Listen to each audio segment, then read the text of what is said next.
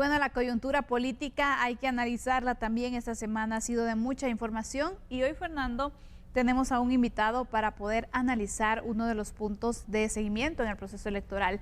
Nos acompaña Max Santa Cruz, él es analista y consultor, a quien le doy la bienvenida. Buenas noches. Muchísimas gracias, Andy, muchísimas gracias, Fernando, por recibirme nuevamente en este espacio y, por supuesto, más que presto a poder apoyar y complementar ya el buen análisis previo que se hizo en los segmentos anteriores. No, gracias, Max. Y ya es miércoles de Max, así va a quedar entonces estipulado. Ojalá. Definitivamente. Ojalá. Muy bien, Max, realmente quisiéramos que pudieras compartir con nosotros tu opinión acerca de lo que está generando el Ministerio Público con los allanamientos en el COPE.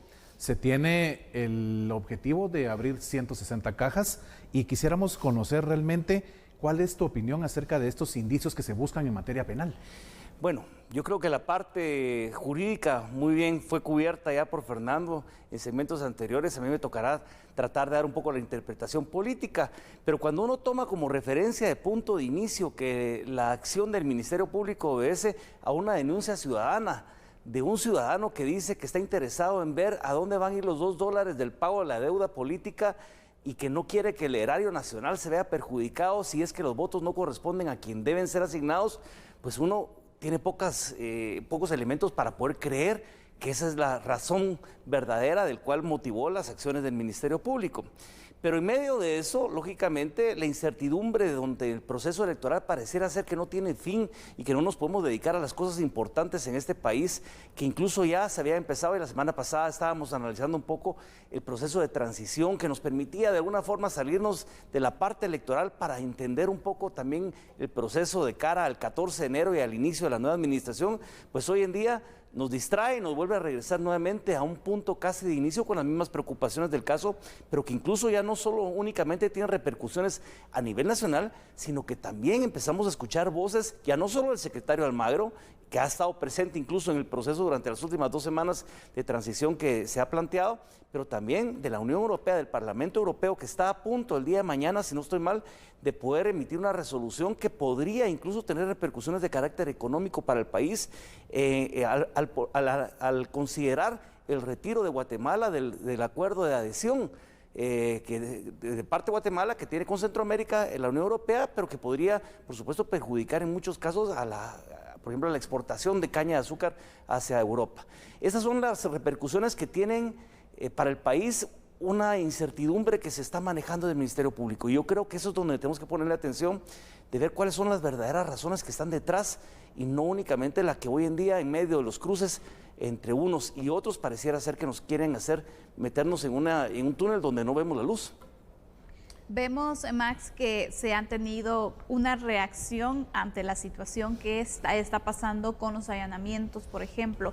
Y una de las reacciones es del Tribunal Supremo Electoral, que de hecho ya ha planteado también recursos. ¿Cómo ve la postura que tomaron los magistrados del tribunal? Bueno, a mi criterio hicieron lo correcto. Estamos hablando que fueron más de 24.400 mesas electorales, 125.000 personas, guatemaltecos, ciudadanos, que dedicaron su tiempo, su esfuerzo, su gana de poder colaborar en este proceso para certificar que el proceso se llevó de manera correcta. Creo que aparte de lo que la ley, como bien me mencionaba Fernando, es una ley de carácter constitucional. El artículo 186 de la propia ley electoral de partidos políticos determina quiénes son los únicos encargados de poder realizar el escrutinio y verificar el proceso, y son los miembros de las juntas receptoras de votos. Entonces, el Ministerio Público, cuando sale ayer en las imágenes que todos vimos a nivel público, haciendo conteos directos y estableciendo si hay las actas o si están estableciendo otro tipo de elementos, hay que recordar que de más de 4 millones de votos que se emitieron en la segunda vuelta, solo 828 fueron impugnados. Entonces, el Tribunal Supremo Electoral, como la instancia suprema en materia electoral, pues está haciendo lo que corresponde ante la Corte de Constitucionalidad. Bien se hablaba en el segmento anterior de cuál es el proceso, que hoy en día la Corte de Constitucionalidad no toma una decisión, sino que traslada nuevamente en el juego de la pelota desde la parte jurídica a la Corte Suprema de Justicia para que nombren desde una sala de apelación un juez que se encargue de verificar eso por ser una instancia de carácter penal, Pero la Corte de Constitucionalidad, y ahí tal vez me corregirán los expertos en derecho, por supuesto, Fernando, si podría haber incluso terminado con este ir y venir de la pelota en esta incertidumbre espantosa que estamos viviendo, si hubieran decidido decir, miren, ¿saben qué? Es el Tribunal Supremo Electoral el encargado en materia electoral, ya no hay más que hacer con el Ministerio Público y detengamos lo que hoy en día nos genera estas enormes incertidumbres a nivel de la ciudadanía, pero también a nivel de país. Claro, y definitivamente es como bien lo planteas, porque se pudo haber generado ese amparo provisional y ahí pues ponerle como dicen los estadounidenses, un stop a todo esto que estamos viviendo en el país. Ahora bien, se da entonces una decisión por parte del binomio presidencial electo y es muy enfático Bernardo Arévalo al decir que suspendía completamente las actividades del proceso de transición gubernamental. ¿Qué opinión te merece esto? Vean, yo creo en los procesos cuando realmente la institucionalidad juega en favor de la construcción de país, pero no cuando sirve de pronto para hacer un escenario en donde se esconden otro tipo de intenciones, y no hablo del Ejecutivo, sino que en términos generales. En lo particular sí creo en el proceso de transición, dudo un poco de la profundidad del proceso de transición como tal. Creo que en una democracia mucho más madura, mucho más consolidada, nos permite realmente avanzar sobre los temas importantes del país y es un espacio que hay que aprovechar. Son 4 meses y medio, algunos piensan que es demasiado tiempo incluso para poder sacar nombres al escenario de posibles futuros ministros y que se desgasten en el proceso. Ya en esta semana se mencionaban algunos nombres que no eran más que las personas que estaban al frente de las mesas técnicas, pero que la gente empezó en una ansiedad de saber quiénes son los próximos ministros a despachar estos nombres como los definitivos.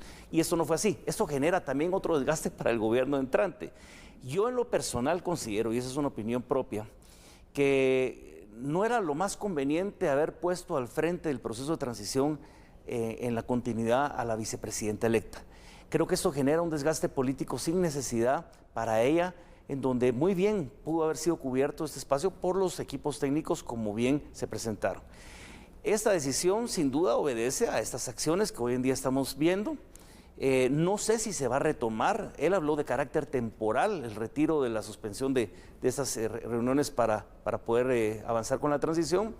Yo sugeriría, si eso cupiera en algún momento, es decir, bueno, posiblemente el gobierno entrante podría realizar esa transición conociendo ya toda la información que se tiene a mano o que ha sido despachada, para poder empezar a elaborar sus planes ejecutivos, de acuerdo también al presupuesto que va a ser aprobado, sin duda, con pocas modificaciones, tomando en cuenta las recomendaciones del próximo gobierno entrante, pero sí también hacer esa transición tal vez con el pueblo de Guatemala y empezar a generar desde ya acuerdos de gobernabilidad que van a ser fundamentales para que con transición o sin transición logren avanzar de manera pronta en los próximos por lo menos 6 o a rato 100 días, 6 meses o 100 días de lo que se habla siempre del gobierno entrante.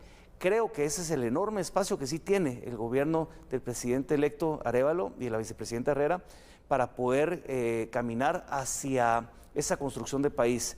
Creo que lo que llaman los americanos los quick wins o las victorias rápidas podrían ser determinantes para poder empezar a generar esa confianza y que la transición, pues si se da, bienvenida, y si no se da, no sea un elemento de obstáculo para el inicio del próximo gobierno a partir del 14 de enero.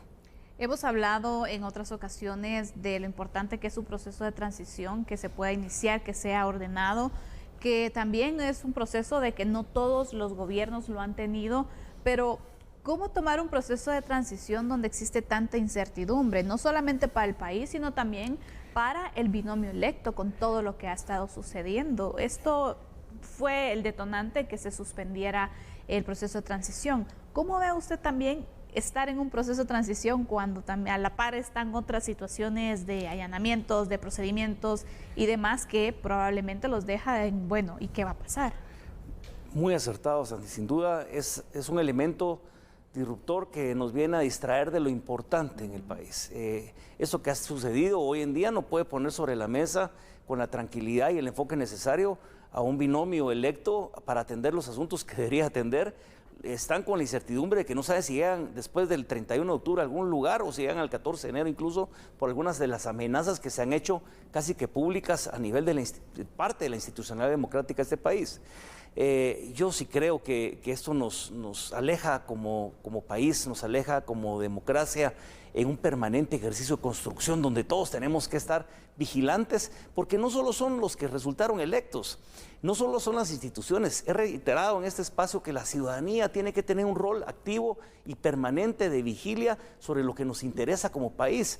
No si somos miembros del partido Semilla o somos miembros del partido UNE, por mencionar los que estuvieron en la segunda vuelta, sino que como guatemalteco nos interesa exigir a esa institucionalidad democrática que funcione en favor de los intereses y la estabilidad del país. No podemos seguir hundiéndonos en esos entredichos en donde no aterrizamos y donde pareciera ser que lo que menos priva atrás de la cortina de las leyes de este país son intenciones políticas que están supuestamente enfocadas para poder conducir a Guatemala a un mejor destino, pero que lejos de eso lo que están haciendo es desviándonos del camino correcto, y ya empezamos a ver, como mencionaba antes, algunas posibles repercusiones en el campo de la economía, en donde Guatemala, si cae en esta dinámica y estas sanciones que vienen de países o de organismos o de espacios multilaterales, pues ahí sí vamos a empezar a sentir que estas decisiones y estas acciones no son las más correctas para Guatemala.